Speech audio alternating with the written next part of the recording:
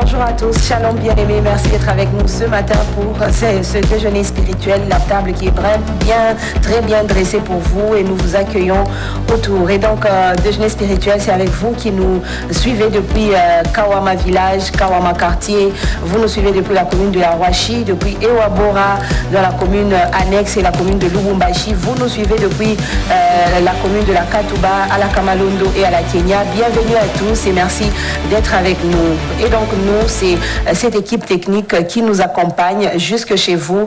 Et nous, c'est aussi Papa Eric et Maman Bijou sur ce plateau. Bonjour. Bonjour. Vous allez bien?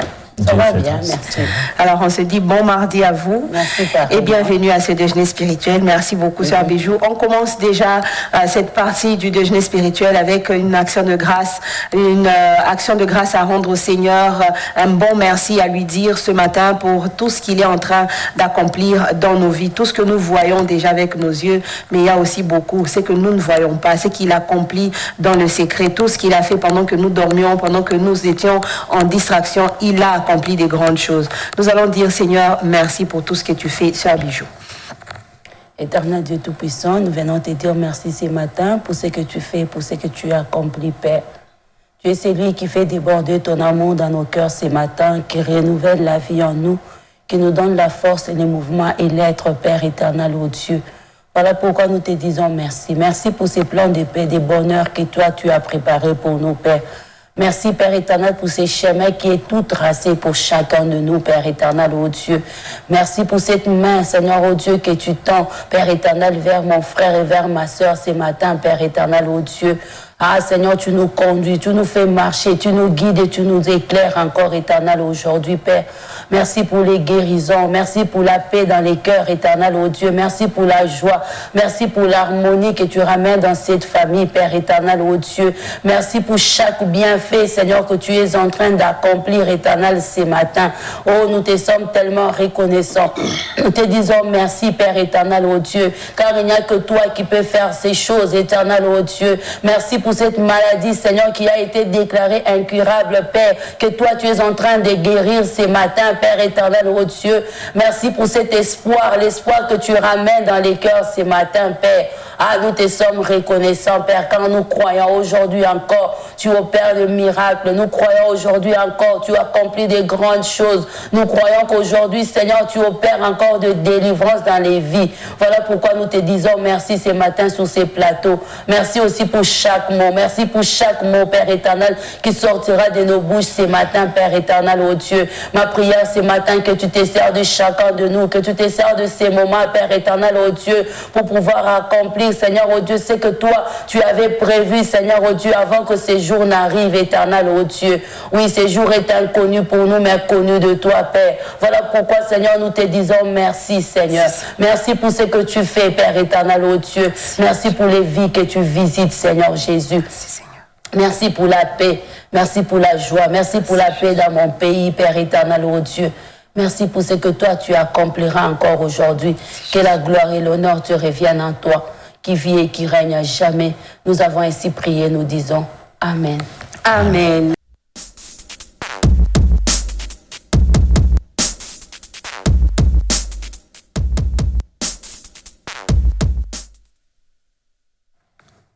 Alors, c'est une expression, Sœur Bijou. C'est ça, faire la grâce matinée. Dormir tard, rester au lit le matin jusqu'à tard.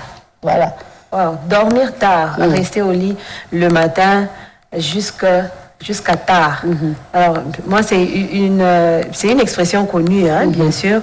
Mais dormir tard, je ne pouvais pas croire que ça pouvait être aussi la signification de faire la grâce matinée. Mais, grâce matinée, nous, on savait que c'est se réveiller tard, voilà. dormir, rester au lit le matin pendant que tout le monde est debout. Alors, dormir tard, c'est aussi faire la grâce matinée. Bon, j'aimerais qu'on retourne la pensée. Voilà. Peut-être que le frère qui a écrit l'expression, il s'est trompé sur grâce. Voilà. Ce qui est intéressant, c'est les grâces qui est là. En principe, ça doit être l'adjectif. Adjectif gras, adjectif qualificatif gras, qui fait au féminin grâce. Grâce, ça veut dire avec S. Voilà, G-R-A-S-S. Bien sûr, cet adjectif gras vient du latin grassus, grassus qui signifie épée. nous parlons de l'épaisseur. Hein? Okay. Ça veut dire faire la grâce matinée. Revenez donc à dire rester longtemps dans l'épaisseur du sommeil. C'est-à-dire on reste longtemps dans l'épaisseur du sommeil. Cela était bien sûr à l'époque l'équivalent de la paresse.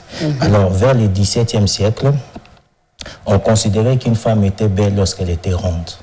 Quand elle est ronde, alors elle est belle. Alors c'est ce qui fait que le temps de se prélasser longtemps dans son lit, on était en train de faire du grâce, comme on dit. Il faisait du grâce. On fait de la grâce matinée. C'est-à-dire, on reste longtemps dans le sommeil juste pour grossir un peu. On devient gros, on devient ronde. Alors, à cette période-là, on disait que c'était une femme belle lorsqu'elle est grasse comme ça, lorsqu'elle a grossi. Alors, donc, l'expression faire grâce matinale, comme le mot l'indique, ça veut dire rester longtemps au sommeil. Alors, vous avez l'expression être dans les bras de Morphée. Être dans les bras de Morphée, c'est également l'expression qui veut dire faire la grâce matinale. Nous voyons Morphée dans la mythologie grecque, c'est le dieu des songes, le dieu des rêves. Ça veut dire quand on reste dans le lit, on est en train de songer, on est en train de rêver, on reste dans les bras de Morphée. Ça veut dire rester dans les bras de Morphée, faire la grâce matinée, c'est la même chose. Et aussi on peut prendre le verbe roupiller. On dit il roupille. Ça veut dire il est en train de faire la grâce matinée. Roupiller. Rester dans les bras de Morphée. Seigneur, aide-moi à ne pas oublier. Ça, ce sont des expressions vraiment à retenir. Hein. Moi, je dirais tous les samedis, il faut roupiller. Voilà, roupiller les samedis parce que la journée, la semaine, on n'a rien à faire. Et on dit que bien sûr c'est de la paresse, mais il y a une étude coréenne qui révèle que la grâce matinée pouvait réduire un peu la tension artérielle, ça pouvait également nous empêcher de faire des AVC jusqu'à 40%. Bon, ça, ce sont les études qui ont été faites. Sinon, c'est quand même aussi bien, vous restez franchement, mais il ne faut pas faire grâce matinée le dimanche, hein, s'il vous plaît. Le dimanche, c'est compliqué. Il faut rester les samedis. Si vous ne travaillez pas, bien sûr. Restez dans les bras de Morphée. On vous permet de rester dans les bras de Morphée. Alors, ça, c'est une expression qui en appelle deux autres. Voilà. Et je vous dis toujours de noter parce que c'est très important. Venez pas encore nous poser des questions parce que monsieur le professeur sera déjà parti. Alors, roupiller, rester dans les bras de Morphée veut dire aussi faire la grâce matinée. Et là, retenez qu'il y a une petite erreur sur grâce, c'est grâce de gras. Gras ya munene, ya mafuta. Donc, avec S-S-E, donc grâce, G-R-A-S-S-E, faire la grâce matinée. Alors, c'est une expression qui vient, comme je le disais, enrichir notre vocabulaire. À partir de maintenant, vous avez senti comment la sœur Bijou est sautée sur roupiller. Donc, ça, je garde pour moi. Franchement. Et donc, ça sera désormais comme ça. Faire la grâce matinée, on nous dit c'est comme de la paresse, mais ça nous emmène aussi à la paresse au fur et à mesure qu'on le fait. Mais qui sont en train de roupiller là? Il faudra aussi avoir une bonne explication à donner aux tout petits qui vont demander mais maman, roupiller, c'est encore quoi? C'est ce que vous faites. Il est 10 heures, vous êtes encore dans vos lits. C'est ce que vous faites. C'est roupiller, rester tard dans le lit. Alors, je demandais, dormir tard aussi, c'est roupiller, c'est faire la grâce matinée. Qu'est-ce que ça a à voir avec matinée? Bon, je ne sais pas pourquoi dormir tard vient aussi dedans. C'est ça. Je ne sais pas pourquoi dormir tard vient aussi dedans. Bon. Alors, peut-être que pour dire dormir tard fait que nous nous réveillons aussi tard, que nous prenions du temps pour se réveiller le matin, mais jusque tard le matin ou à l'heure pas habituelle. Hein. On sait qu'on se réveille souvent à 6h, à 5h, mais quand on va jusque 9h un samedi, on peut dire on est en train de roupiller, on reste dans les bras de Morphée ou on fait la grâce matinée. En tout cas, ça c'est à retenir. Merci beaucoup, professeur. Et on a bien retenu cela. Au fur et à mesure qu'on évolue, toute la semaine permettra que nous fassions un très bon cahier de français qui va nous aider à bien parler, à bien articuler. Alors que le Seigneur nous aide, comme je le disais. Pain du jour, on va y aller aussi pour découvrir le message que le Seigneur nous apporte ce matin. La deuxième tranche de pain que nous partageons avec vous viendra pour compléter celle d'hier. On a commencé déjà à développer ce que l'on attend d'un DG, c'est qu'il soit prêt. Être prêt, c'est rester fidèle. Ce qu'il faut pour être prêt, il faut être fidèle, il faut rester accroché au Seigneur, quel que soit le temps, quelle que soit la tempête qui se lève, rester fidèle au Seigneur. C'était en quelques mots le pain d'hier. Aujourd'hui, on complète pour aller découvrir un autre point. Tout de suite, le pain du jour avec Mamie Thérèse Amani.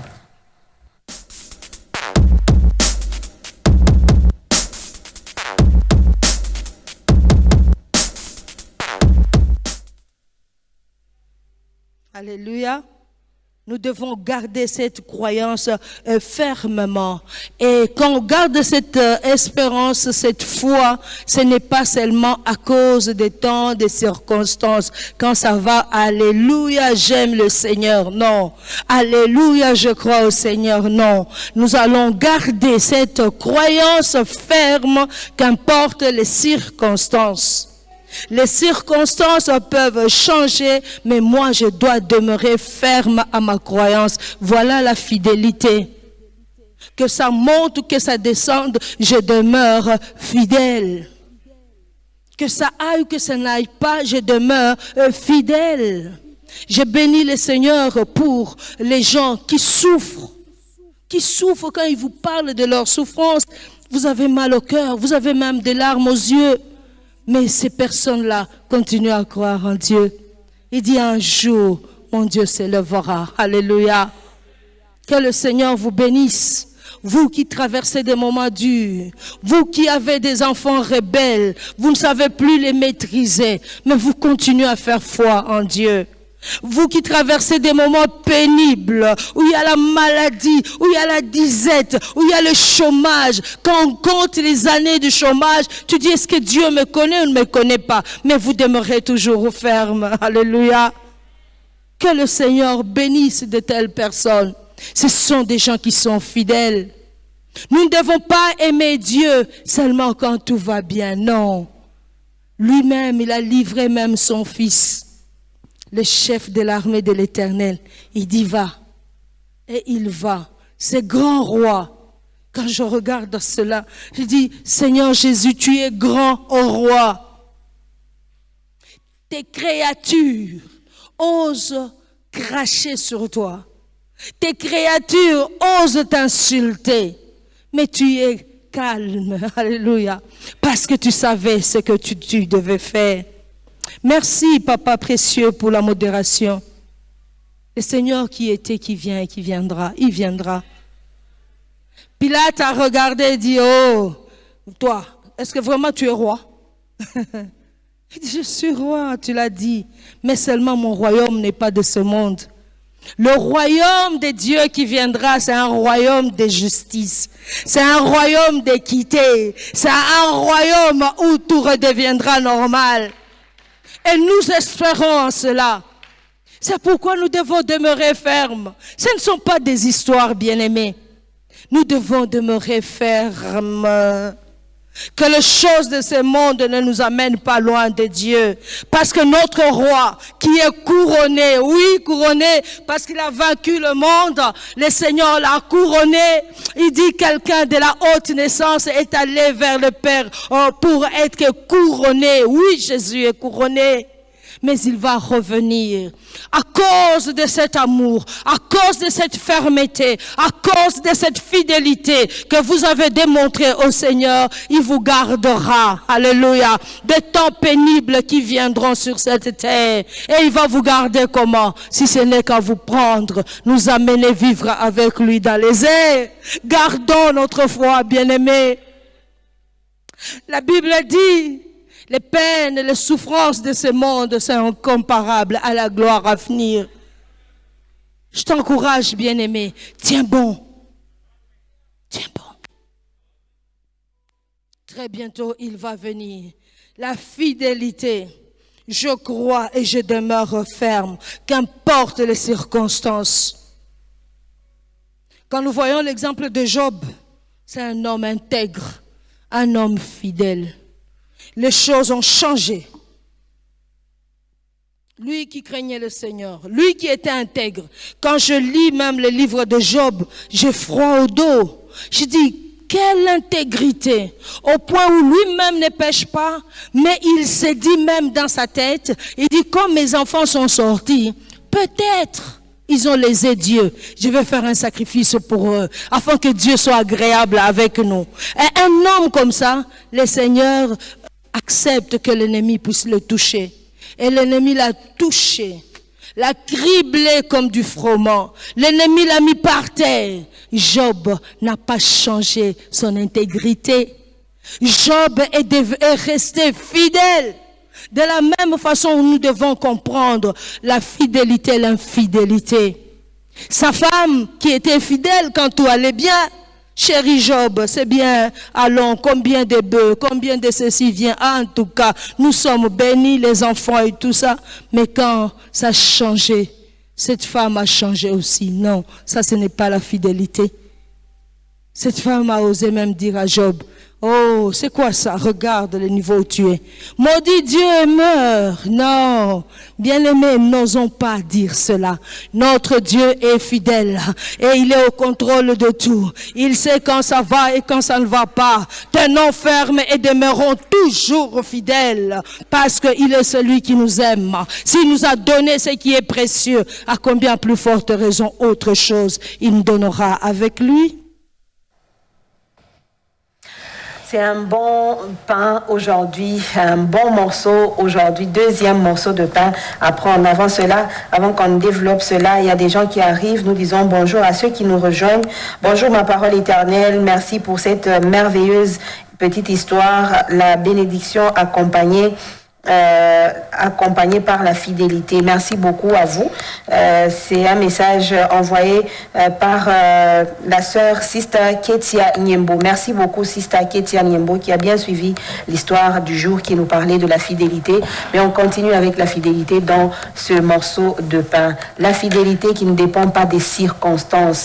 La fidélité qui ne se démontre pas seulement quand on est dans l'abondance, quand ça va au Seigneur, merci. Mais quand ça ne va pas, on oublie que la fidélité est aussi importante. Alors, Mamie a commencé par souligner cela, une fidélité qui ne dépend pas des moments, des circonstances, des problèmes que l'on a dans la vie ou du temps que l'on passe dans la vie pour dire qu'on est fidèle au Seigneur. On doit rester fidèle même quand ça ne va pas. Ah ouais, oui. Vous savez, c'est l'exemple de Job qui est le plus patent. Il traverse de très bons moments et Dieu rend témoignage de lui. Il parle à Satan que tu as remarqué mon serviteur, mon fils Job. Il dit oui, il est fidèle à toi parce que tu l'as béni. Mais nous voyons Job rester constant. Même quand il n'avait plus rien, il est resté fidèle, attaché à son Dieu. Et ça, c'est un exemple qui doit également nous caractériser. Nous devons arriver dans cette dimension-là où nous sommes fidèles à Dieu, quelles que soient les circonstances. Ça veut dire même quand ça va, même quand ça ne va pas, nous faisons confiance à Dieu. Nous lui restons fermes et fidèles et nous croyons qu'il va récompenser cela.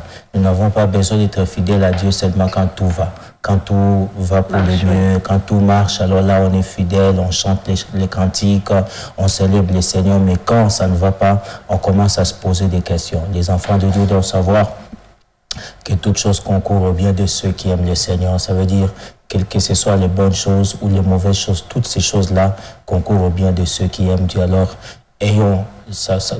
soyons fidèles, manifestons notre fidélité vis-à-vis de Dieu, même si les temps nous sont contraires. Je pense que c'est une attitude qui plaise au Seigneur et c'est une attitude qui montre à Dieu que réellement nous l'aimons et nous lui faisons confiance sans relâche. Wow, aimer Dieu et lui faire confiance sans relâche, quels que soient les problèmes, même si le temps nous prouve le contraire, dire que le Seigneur nous aime, oui, mais quand on voit le contraire, on peut arriver à se dire que c'est le Seigneur qui veut, ça c'est la volonté de Dieu. Job est arrivé à ce point-là. Mais je me demande souvent qu'est-ce qui l'encourageait à rester fidèle à Dieu. Parce qu'autour de lui, il n'y avait pas de raison. Autour de lui, tout n'allait pas. Il n'y avait pas de raison de dire que je reste quand même fidèle à Dieu. Est-ce que c'est sa relation d'avant avec le Seigneur ou est-ce que c'est l'espoir de dire que bon, Dieu pourra changer d'avis et que j'essaye un peu de tenir aussi la journée d'aujourd'hui, la journée de demain jusqu'à ce que le Seigneur a renouvelé sa vie. Parce que c'était quand même beaucoup de temps. Il dit à sa femme, tu agis à une femme insensée. C'est de Dieu que nous recevrons tout. Voilà. Ça, c'était une question pour dire qu'il avait vraiment confiance en Dieu. Le Dieu qui nous a donné l'abondance, C'est Dieu-là qui nous l'a privé pendant un temps. Ouais. Alors par rapport à cela, qu'est-ce qu'on fait? Nous restons fidèles au Seigneur. Parce que nous croyons, comme nous l'avons dit déjà hier, que la souffrance est pour un peu de temps seulement. Job avait cette assurance-là. Il savait que même si les choses ne changeaient pas, lui, il garderait confiance en Dieu. Amen. Et hier, nous avons lu dans les psaumes, là, dans les passages là où il parle que Dieu est le Rédempteur. Il dit même quand ma peau sera détruite, même quand je n'aurai plus rien, mes yeux verront Dieu. C'est-à-dire, il a foi, il a confiance. Il sait que c'est vrai qu'aujourd'hui, je souffre, mais mes yeux verront le Seigneur. Pas les yeux de quelqu'un d'autre. Mes yeux à moi vont voir la fidélité de Dieu. Parce que Dieu, il est fidèle. Dans tout ce qu'il fait, il est fidèle. Ce qu'il a commencé à faire, il finira. Il est celui qui fait des promesses, il est celui qui tient les promesses. La Bible dit, celui qui a fait la promesse, il est fidèle. Et les choses qui sont arrivées dans la vie de Job nous ont prouvé que réellement Dieu est fidèle. Job est passé dans des situations très difficiles, mais malgré cela, dans sa tête, il pouvait savoir que c'est de Dieu que nous viennent toutes choses, les bonnes comme les mauvaises. Alors il est resté constant, il est resté ferme dans sa marche avec Dieu et nous avons tous vu comment son histoire s'est terminée. Dieu l'a béni, Dieu l'a restauré, Dieu a fait. Et j'aime la Bible dit qu'il n'y avait pas de plus belle fille que les filles de Job. Imaginez ce que Dieu a fait. C'était très important. Voilà pourquoi nous nous encourageons encore à la fidélité. Ne soyons pas fidèles à Dieu seulement quand ça marche. Même quand ça ne marche pas, ayons confiance au Seigneur.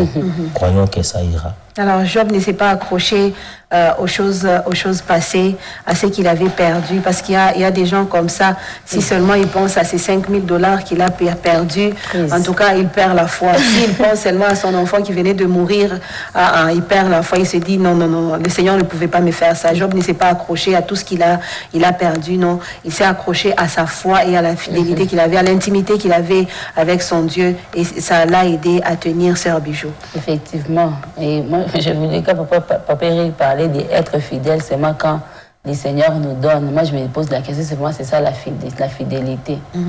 Parce qu'il nous donne. C'est normal que nous soyons fidèles. Moi, je pense que la fidélité envers le Seigneur, ça se mesure lorsque nous manquons, lorsque nous n'avons rien. Et j'aime bien, on parle de Job. Job a dit, l'Éternel a donné, l'Éternel a repris, que son nom soit béni. C'était un homme qui a reconnu que ce qu'il avait, il ne l'a pas obtenu de ses propres efforts. Il l'a eu comme ça, c'est le Seigneur qui lui a donné.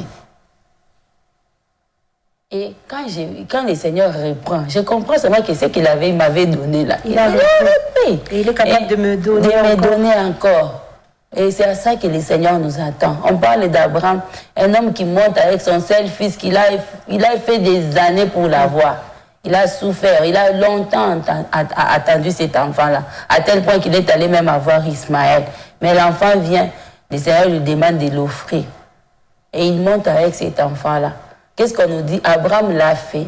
Abraham disait certainement que je l'ai tué, parce que c'est le Seigneur qui m'a donné cet enfant. Il a la capacité de le ressusciter. Et c'est à ça que le Seigneur nous attend. Le Seigneur nous attend à cette fidélité-là, cette constance, cette foi en lui-là, où nous savons que c'est celui qui donne. Il a la capacité de reprendre et de me redonner encore. Le Seigneur ne veut pas que nous puissions nous comporter comme des enfants. Pourquoi je parle des enfants, les tout petits là, à qui je viens, je donne un bonbon. Et puis je viens, donne-moi les bonbons. Il fait, il cache même à celui voilà, qui a donné. Il s'est même à pleurer. Mais enfant, c'est moi qui t'ai donné ces bonbons-là. Si ça finit, j'ai la capacité de t'acheter encore. Pourquoi quand je te demande de me donner, tu refuses? Ou bien pourquoi quand je te donne l'ordre peut-être de donner à ton ami qui est à côté de toi, tu refuses? Parce que tu n'as pas compris. Tu n'as pas compris que lorsque ces bonbons-là vont finir, je serai obligé peut-être de t'acheter encore. Parce que tu viendras encore vers moi. Moi, je n'ai plus de bonbons, achète-moi. Et le Seigneur ne nous veut pas comme ça. Il veut que nous puissions grandir, que lorsque le Seigneur te donne, moi, que j'arrive à donner, parce que je sais que c'est lui qui me donne. Le Seigneur donne, c'est lui qui donne, et c'est lui qui peut reprendre. Il donne ce qu'il veut, quand il veut, à qui il veut, et il reprend. Quand il reprend, il faut seulement qu'on reste... Qu'on garde notre foi en lui et qu'on reste fidèle à lui, parce que lui-même c'est pourquoi il est fait. Toutes circonstances arrivent parce que Dieu, Dieu le permet. Oui, tout concourt au bien de ceux qui aiment Dieu. On aime bien le dire, mais peut-être qu'on ne comprend pas très bien ce que ça veut dire. Il y a une amie à moi qui me disait tout concourt au bien de ceux qui aiment Dieu, même quand c'est comme la quinine, puisque c'est au bien de ceux qui aiment Dieu, il faut l'avoir.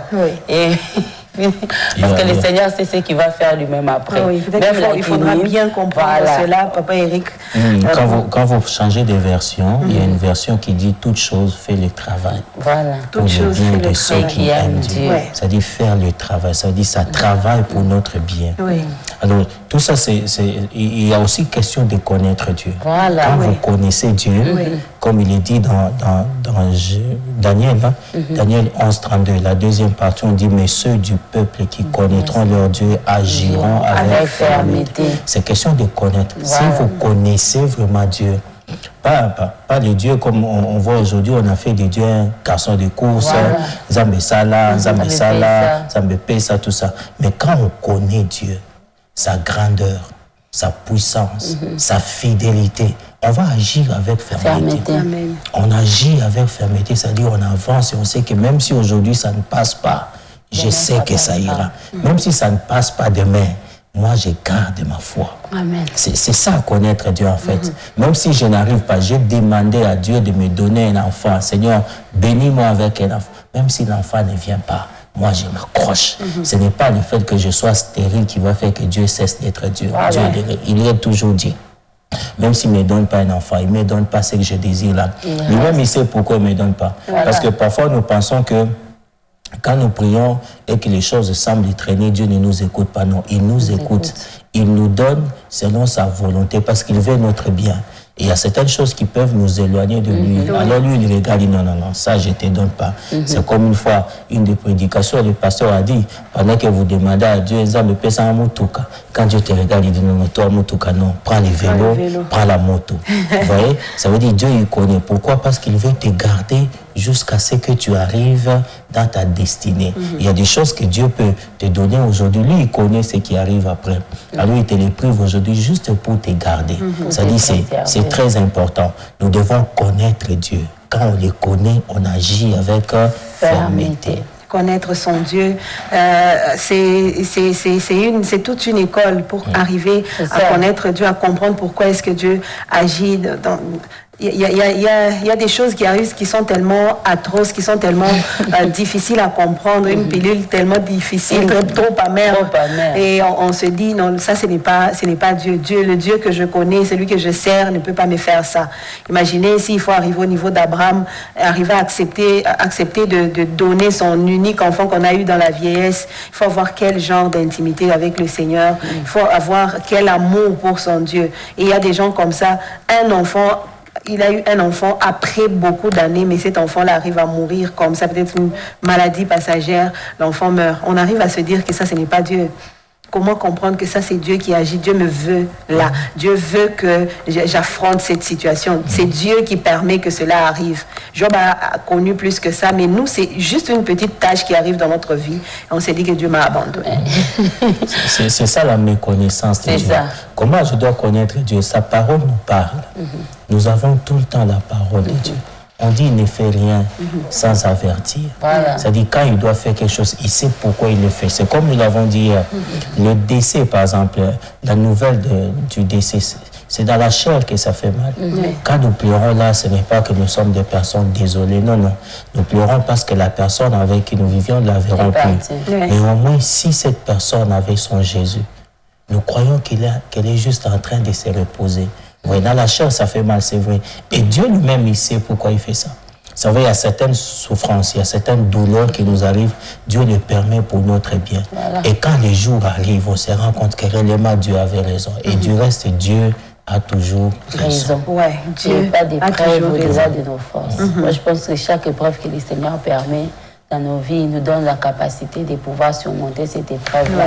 Voilà pourquoi on parle d'Abraham, on parle de Job, on parle de Jacob, d'Isaac, chacun, on parle au-delà de notre force. Moi, je pense que quand ça arrive comme ça, comme Papa Eric a dit, ça fait mal dans la chair, mais ce qui compte pour nous, c'est cet attachement que nous avons au Seigneur, cette force-là, nous l'appuisons à l'attachement que nous avons au Seigneur et c'est très important parce que plus ça vous fait mal, si vous vous éloignez du Seigneur, ça sera encore plus difficile pour vous.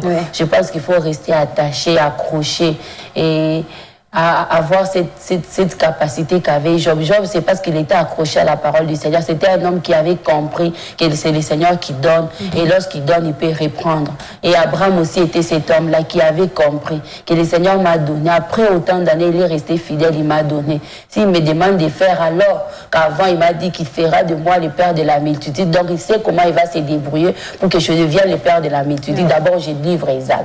Vous voyez, c'est un homme qui est resté attaché plus sur les promesses de Dieu, sur la parole de Dieu que sur toute autre chose. Généralement, nous les hommes, des fois, quand on traverse les épreuves, ça devient de plus en plus dur. On oublie la parole de Dieu, on oublie les promesses de Dieu. Et lorsqu'on oublie, c'est ça qui complique un peu qui nous complique un peu, qui fait que nous arrivons à douter du Seigneur. Abraham est resté, il a dit, le Seigneur a dit que je serai le père de la multitude. Il l'a dit. Donc, s'il me demande de sacrifier Isaac, il sait comment se débrouiller pour que je devienne le père de la multitude. Oui. Et je pense que c'est à ce niveau-là que nous devons arriver en tant que chrétiens. Je m'attache à la parole de Dieu, je m'accroche aux promesses. Le reste, ça ne me regarde pas. Comme je dis toujours, il a dit que je ne veux pas couler. Il a dit que je ne veux pas sombrer. Il a dit que cette eau ne va pas m'emporter. Il m'a demandé, il a dit qu'on va aller à l'autre bord. Ma part à moi, c'est regarder au Seigneur jusqu'à ce qu'on aille à l'autre bord. Même si je commence à voir dans les bateaux, il y a beaucoup d'eau, il y a plein d'eau là. Moi, je ne sais pas nager. Moi, je vais aller à l'autre bord. Et finalement, tu vas te retrouver que tu es arrivé. C'est ce qui est arrivé avec Pierre. S'il n'avait pas douté, ce qui les corps, on dit les Kamousouni, là, n'était pas rentré en Pierre. Il allait arriver vers Jésus. Oui. Ce qui a fait que Pierre commence à couler, c'est quoi? Kamousouni. Et il faut déjà, à chaque fois que vous traversez une épreuve difficile, des moments difficiles, il faut toujours vous rappeler. Moi, il faut toujours rentrer vers le Seigneur. Quand ça fait mal, ça coince.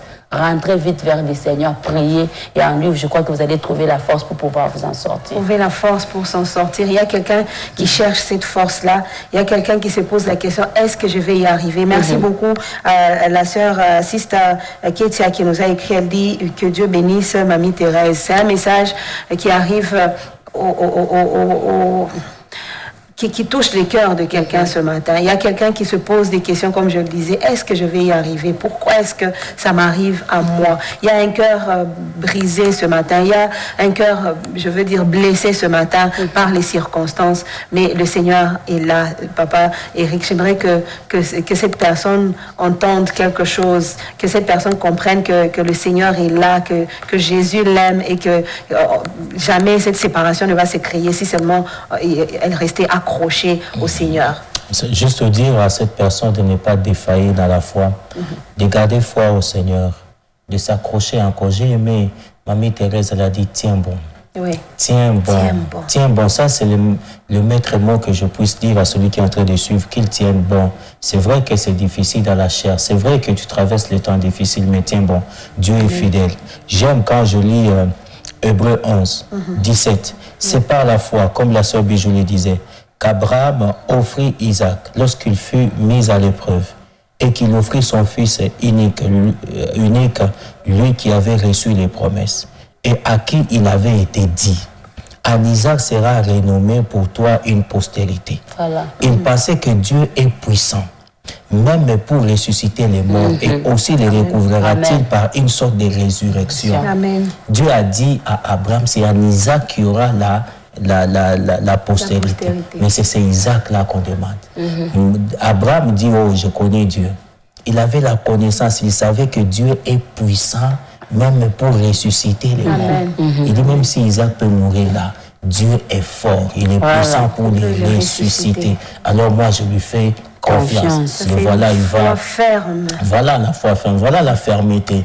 Et par rapport à l'avènement du Fils de l'homme, par rapport au retour de Jésus-Christ, par rapport à la venue du Fils de l'homme, nous devons être fermes dans notre foi. Que les choses de ce monde ici ne nous éloignent pas du Seigneur. Amen. Parfois, on peut voir que les méchants sont en train de prospérer, les méchants vont de l'avant, les méchants ceci, cela, patati, patati, c'est très bon tout ça. Mais nous restons fermes parce que nous attendons l'espérance. Amen. Christ va revenir prendre son église et rien dessouillé, rien d'impur n'entrera dans son royaume. Amen. Voilà pourquoi nous devons nous garder purs et rester fermes dans la foi pour avoir part à l'enlèvement de l'Église. Rester pur, rester ferme dans la foi, rester fidèle à son Dieu, quelle que soit la tempête. tenir bon, quels que soient les problèmes qui arrivent, tenir bon.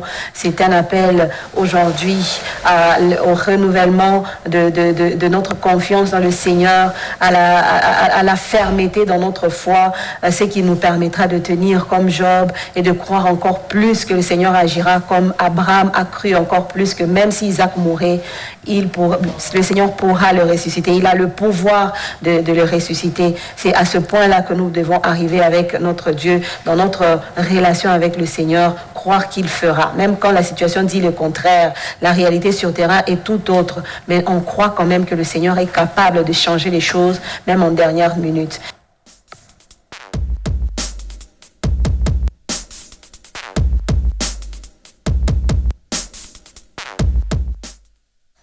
Voilà, frère Ephraim, un peuple mille langues. Aujourd'hui, j'espère que ce n'est pas la suite du chinois, ce n'est pas non plus le coréen, mais c'est une langue du Congo.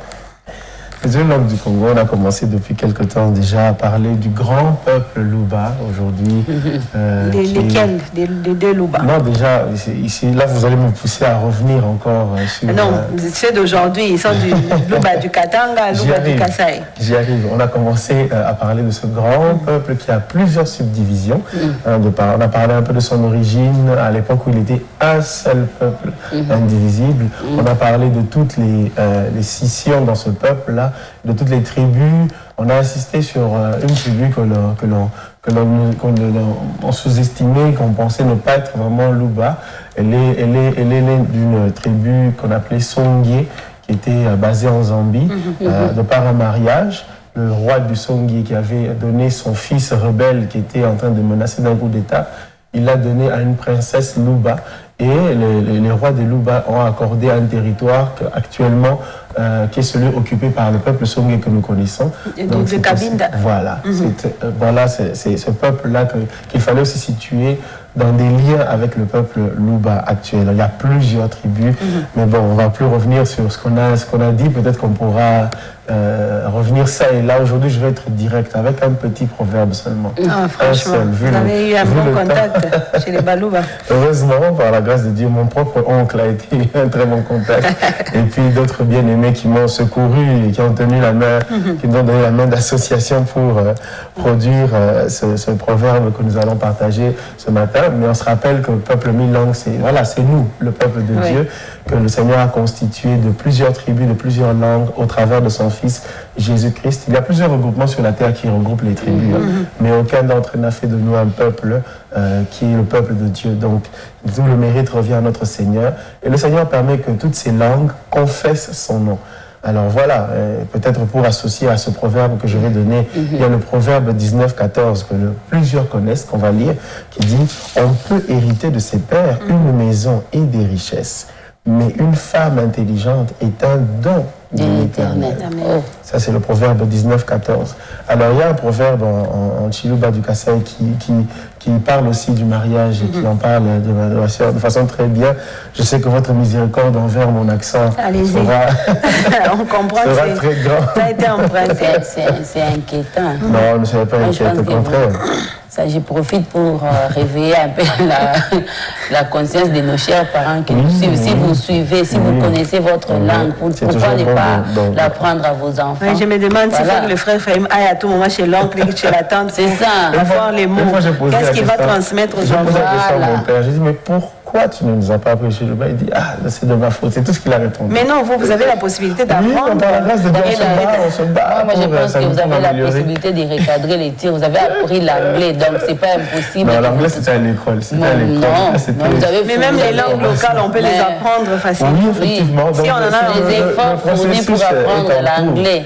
Bon. Si on pouvait prendre les mêmes efforts pour apprendre les Chiluba, apprendre les Roux, les Around, et apprendre toutes les langues de notre pays. C'est peut-être, comme vous dites, c'est quelque chose que l'on peut lancer comme une petite sonnette d'alarme à nos peuples autochtones, de pouvoir, pour des acculturés comme nous, avoir des structures qui permettent quand même de réapprendre. Commencez déjà par dire votre fille d'où elle vient, à dire à votre fille d'où elle vient. Pourquoi j'insiste, Maman Valentin, parce que je sens que nous sommes en train de perdre notre culture. Tandis que si vous regardez d'autres pays, je peux prendre l'exemple du Sénégal. Les Sénégalais sont fiers de parler leur langue. Même leurs films, ils les tournent dans leur langue. Et c'est aux autres de prendre les films et les mettre soit en français. Mais généralement, vous allez voir même avec l'accent, on garde l'accent, on garde peut-être les petits proverbes là qu'on peut lancer comme ça. On peut parler aussi des... Ici, commencez déjà par nos musiciens. Donc, ils n'aiment jamais chanter dans leur langue maternelle. Voilà. C'est mieux de chanter en anglais, comme le frère Ephraim, et en lingala, comme tous les autres. Personne ne chante en chiluba, personne ne chante en kiluba, personne ne prend le rôle, personne...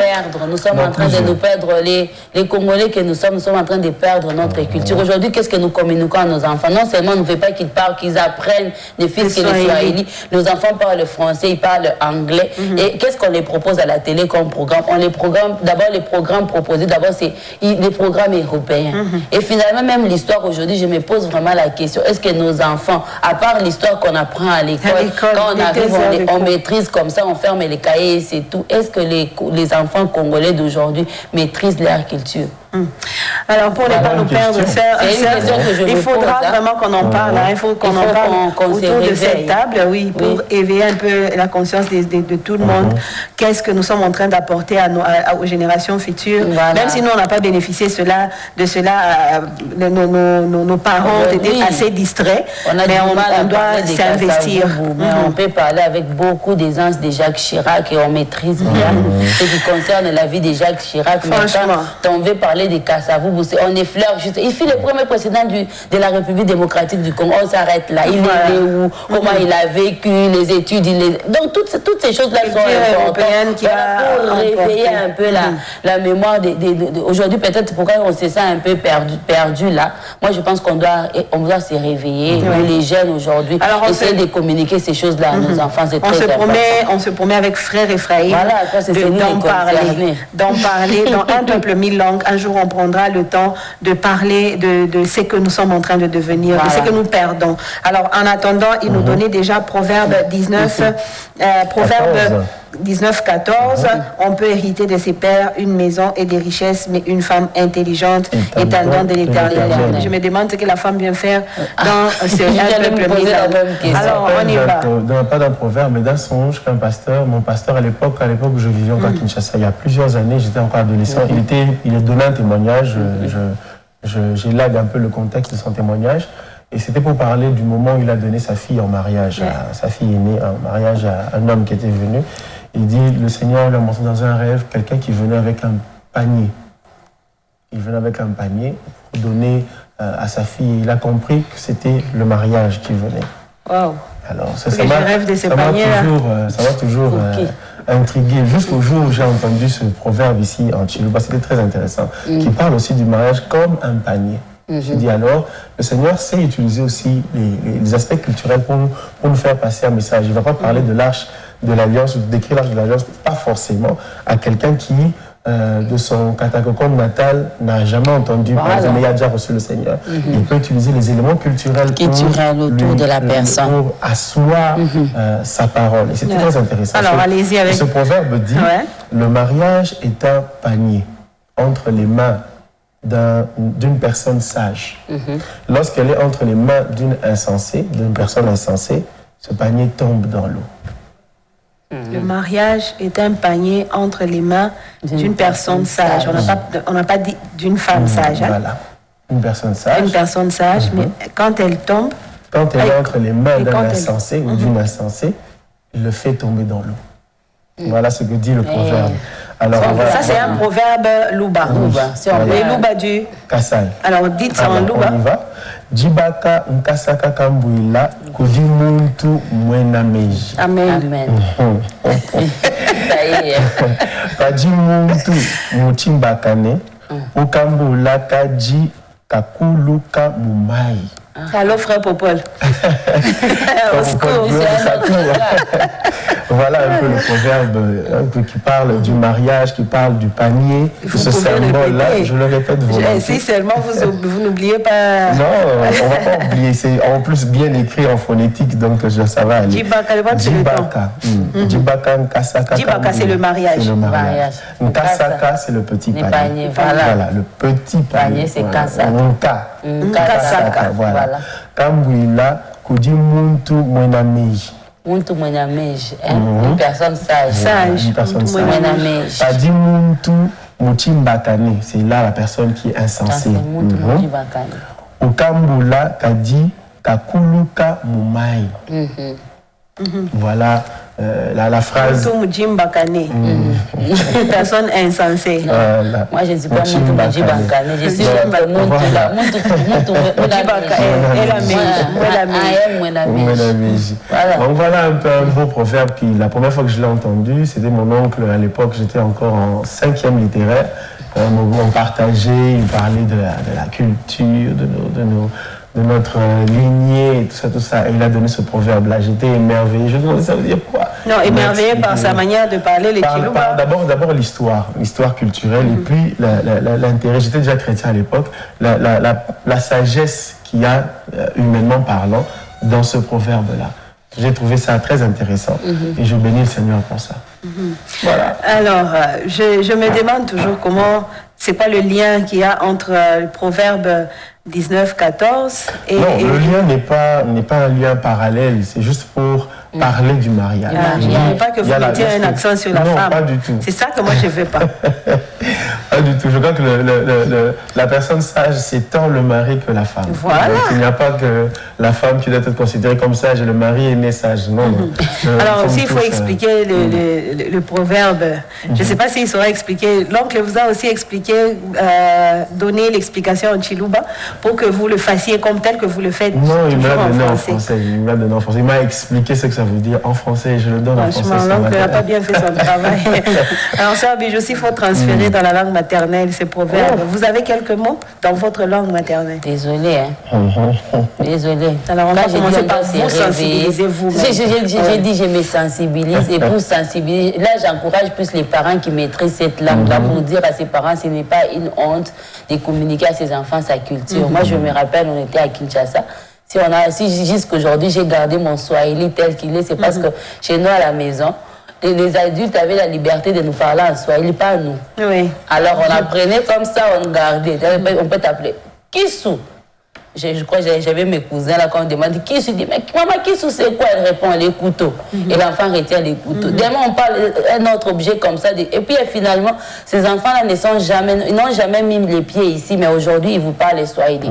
Ils sont nés quinois, grandis quinois, mais peuvent parler en swahili. Ils ont l'idée du katanga. Ils savent que chez nous au katanga on peut manger les patates douces, on mélange avec les haricots. C'est sa culture en fait. Et on est fiers comme ça parce qu'on est à Kinshasa, mais on sait quand même que je suis du Katanga. Chez moi, au Katanga, on peut parler, c'est là qu'on peut retrouver des cobaltes, on peut retrouver telle chose. Il y a la Gécamine, il y a les Mumbunda Gécamine, même si je n'ai pas vu ça. Donc c'est ça que c'est à cela que j'appelle les chers parents qui nous suivent, de ne pas avoir honte.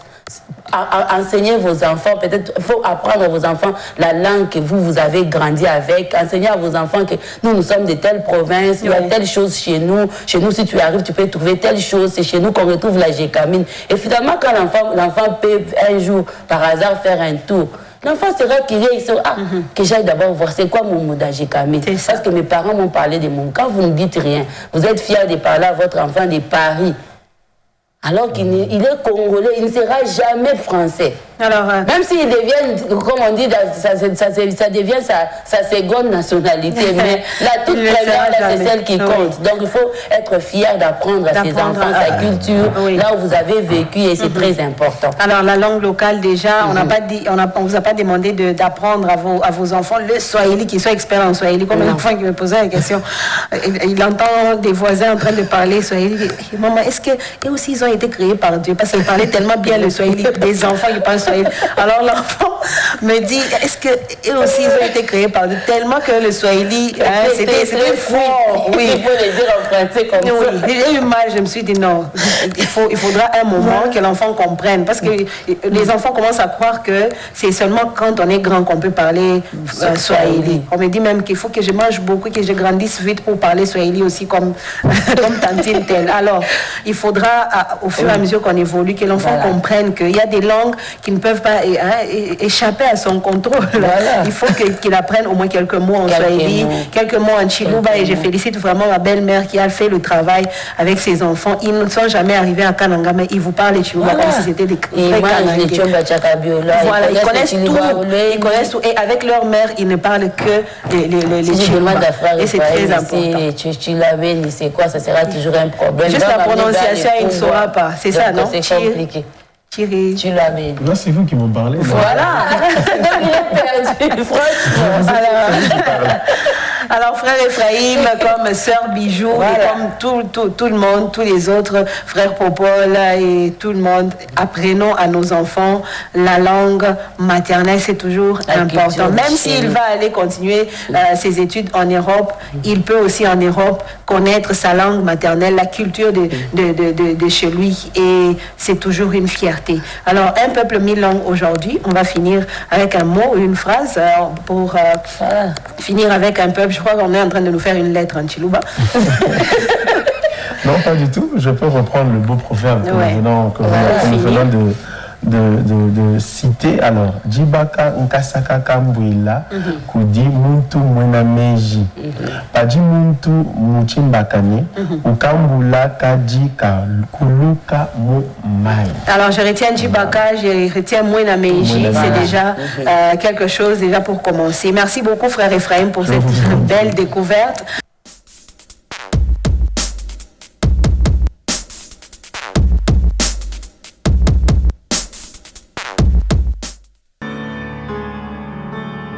Anniversaire du jour, nous sommes dans Jérémie chapitre 18 verset 8 et nous allons lire ensemble. Mais si cette nation sur laquelle j'ai parlé revient de sa méchanceté, je me répands du mal que j'avais pensé à lui faire, voilà, à lui faire. Donc, je relis mais si cette nation sur laquelle j'ai parlé revient de sa méchanceté, je me répands du mal que j'avais pensé lui faire. Jérémie chapitre 18, verset 8.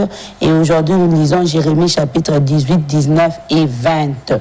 La tranche de lecture pour aujourd'hui, Jérémie 18, 8, c'est la pensée du jour. Si cette nation sur laquelle j'ai parlé revient de sa méchanceté, je me repens du mal que j'avais pensé lui faire. Jérémie 18, 8. Alors, on finit avec ce programme de Kisanga.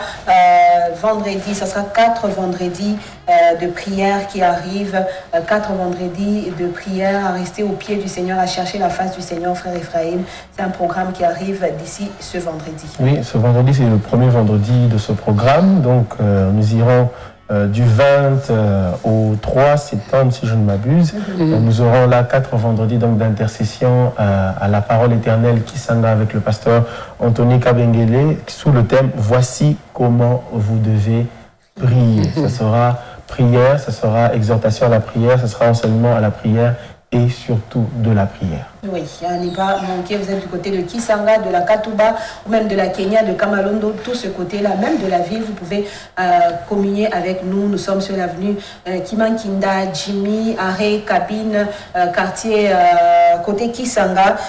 Vous pouvez prendre le bus en ville et descendre à l'arrêt Cabine, bus de Kisanga vers la route Kipushi, péage, oui. Et donc, merci à vous qui nous avez suivis, surtout merci à l'équipe technique qui nous a accompagnés. Merci à notre réalisatrice du jour, Daniela Lama, qui nous a accompagnés à la rédaction. Merci à vos frères Ephraïm avec vos langues Luba. Merci, on en aura sûrement le mardi prochain avec vous sur ce plateau. Peut-être un élément enregistré. Peut-être vous sur le plateau. Peut-être aussi. Alors, merci beaucoup, sœur Bijou, pour ce passage. On se retrouve avec vous demain. Au revoir à vous, shalom, bien-aimés. Gardez vos robes blanches. Le Seigneur revient bientôt. Qu'il vous bénisse et qu'il vous accompagne pour toute cette journée. Shalom.